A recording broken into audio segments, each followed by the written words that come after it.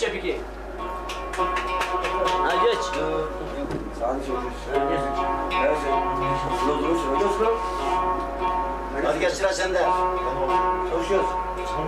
Yok yok öyle bir hatırlıyorsun onu. Geç. Şarkı okuma. Otur oraya sen. Sadece otur oraya. Sen orada otur ben sana. Ha bir de çay söyleyin sen Ali'den. Çay söyleyeyim mi çay? Aziz bunu Aziz. Niye? Çay parası kazanamadım. Güzel çekin, araba güzel çekin yapalım. Ne içersin? Bir çay. Ayaklarımızı ne çeksin oğlum? Sen şöyle yanına çek.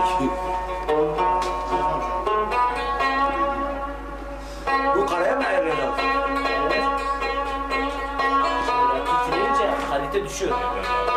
Makine içince Sen çeksin değil mi? Ben bunu okuyorum. tamam. Ben bunu okuyorum. Sen anlasın. Yok. Ya sen otur orada söyle ses gider orada. Sen otur orada. Nasıl?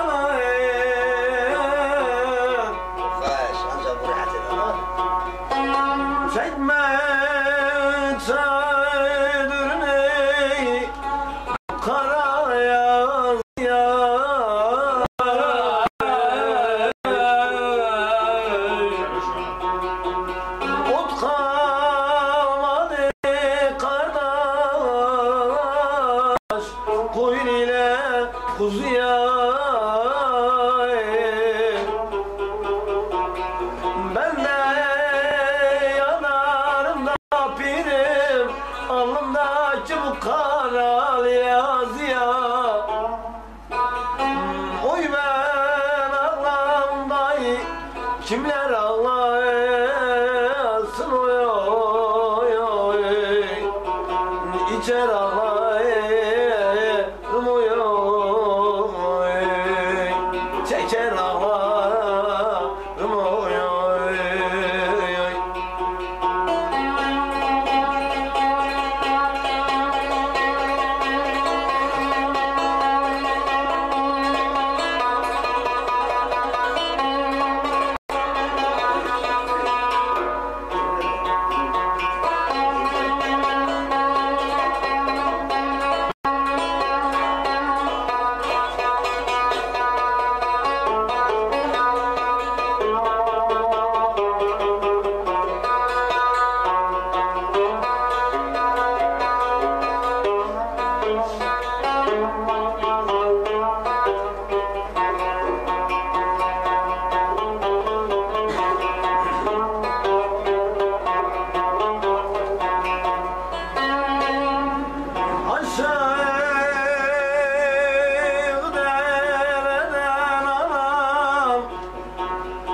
Akıyor seller,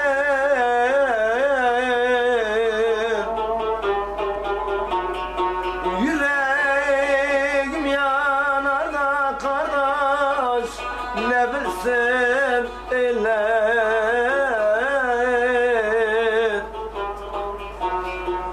Nerede bir bebek gülsem de babası asker.